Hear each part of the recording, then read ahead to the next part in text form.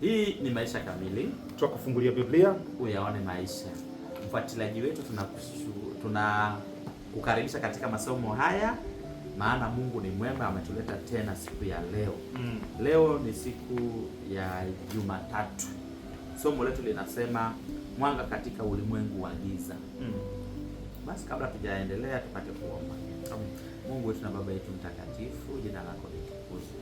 Asante kwa nafasi ya pekee. Asante kwa darasa letu hili. Tunakualika tunapoanza, uanze nasi na umalize nasi katika jina la Yesu Kristo. Amina. Amina. Mwanga katika ulimwengu wa giza. Mwanga, giza. Giza. Kwa lugha za Yohana, mwanga au nuru inasimama baada ya uzima. Na giza inasimama badala ya dhuluma, uongo na dhuluma. Nuru ni ukweli na uzima. Sasa Paulo naye ana lugha kama hizi, akizungumza habari ya mwanga kwa hao wa Filipi, anazungumza katika uhusiano wa umoja, upendo wa ukweli ambao unaleta ustawi wa wanadamu, tofauti na giza ambapo kunakuwa na uongo, mafarakano na maangamizi. Twende katika Wafilipi tuipate vizuri hiyo sura ya 2 mstari wa 14 mpaka 16. Wafilipi sura ya 2 mstari wa 14 mpaka 16. Inasema, yatendeni mambo yote pasipo manung'uniko wala mashindano, mpate kuwa wana wa Mungu wasio na lawama wala udanganyifu, wasio na ila kati ya kizazi chenye ukaidi kilichopotoka, ambao kati ya hao mnaonekana kuwa kama mianga katika ulimwengu. Nikishika neno la uzima, nipate sababu ya kuona fahari katika siku ya Kristo. Ya kuwa sikupiga mbio bure wala sikujitabisha bure. Naam, hata nikimiminwa juu ya dhabihu na ibada ya imani yenu, nifurahi. Tena nafurahi pamoja nanyi nyote, nanyi vivyo hivyo furahini, tena furahini pamoja nami. Mwanga katika ulimwengu wa giza. Umeona aina ya jamii ambayo Wafilipi Paulo anaitazamia iwe tofauti na jamii zingine. Tuanze moja baada ya nyingine, tofauti zao anazozitaji. Kwenye manung'uniko yako pande gani? Yako gizani, yako nuruni? Gizani. Mashindano? Gizani. Wasio na lawama? Nuruni. Udanganyifu? Udanganyifu ni gizani, ila usipokuwa na udanganyifu nuruni. Wa kweli ni watu wa nuruni. Haya. Hila ni gizani. Ukaidi gizani. Upotovu gizani.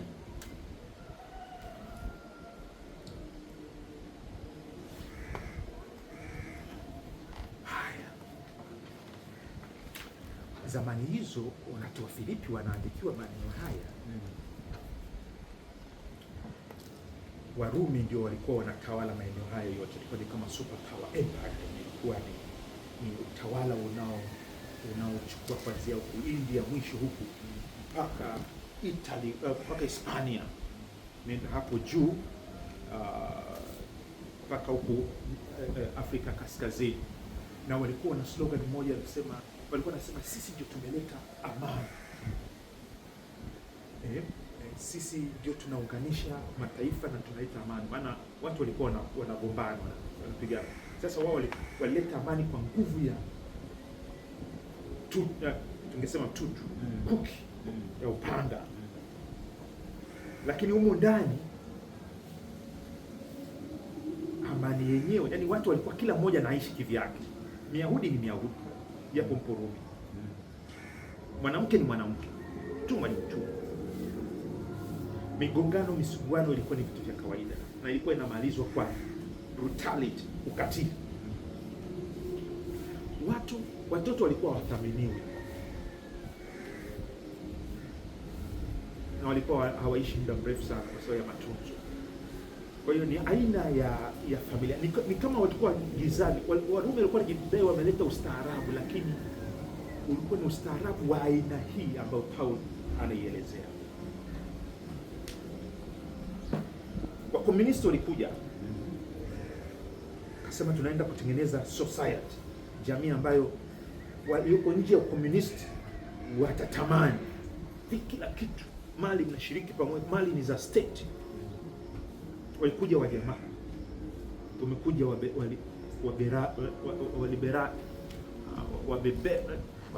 wabepari na kadhalika, kila hao.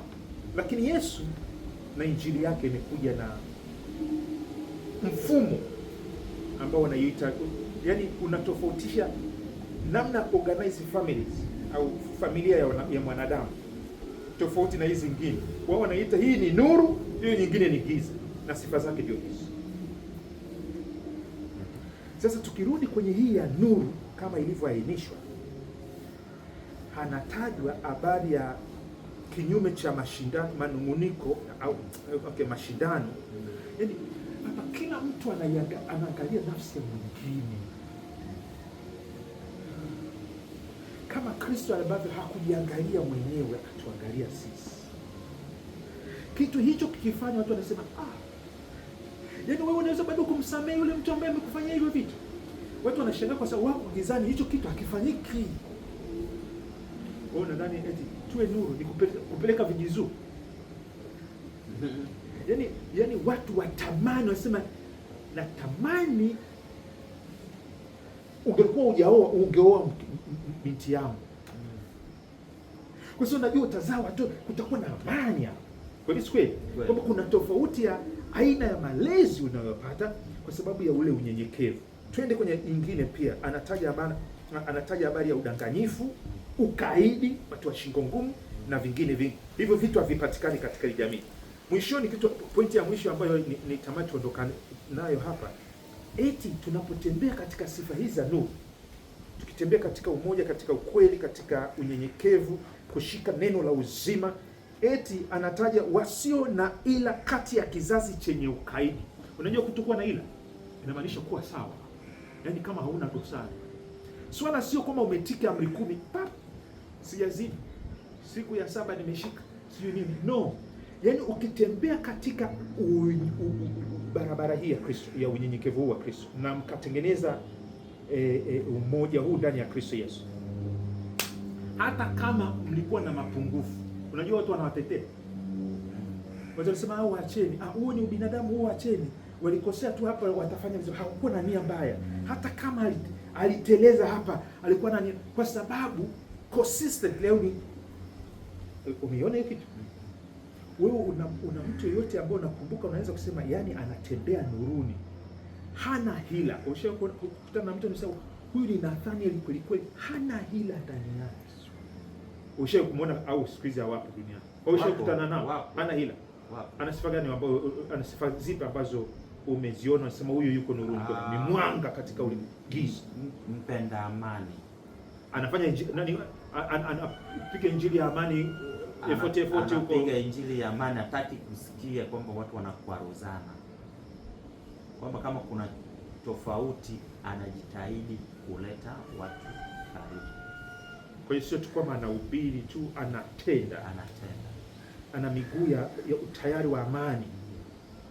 Yaani wewe unazungumza tu au ushakutana nao? Nishakutana naye. Yaani mtu anayeumia fulani na fulani wasipokuwa sawa, naumia, nataka wawe sawa.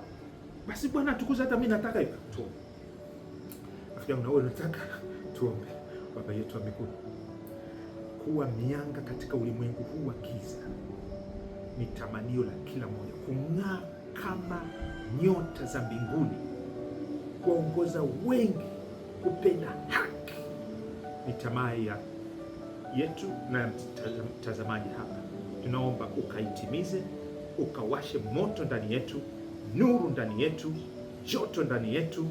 Penda haki, shika neno la uzima, tafuta amani na watu wote, ni katika jina la Yesu Kristo. Baba, ikiwa kama kuna mtu yuko gizani, hajawahi kukutana na mfano wa namna hii, basi akakutane nao na akatembee naye gizani, akaangaze kwa walioko jirani naye kwa kutembea katika nuru hii. Ndivyo tunavyoomba mpaka wakati mwingine, katika jina la Yesu Kristo utulete. Amen. Amen.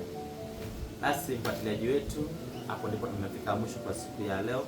Karibu sana siku ya kesho ambayo ni siku ya Jumanne. Tunaenda kuangalia dhabihu iliyo hai. Dhabihu iliyo hai. Mimi ni Geoffrey Omondi na mimi ni Enos Makalindile.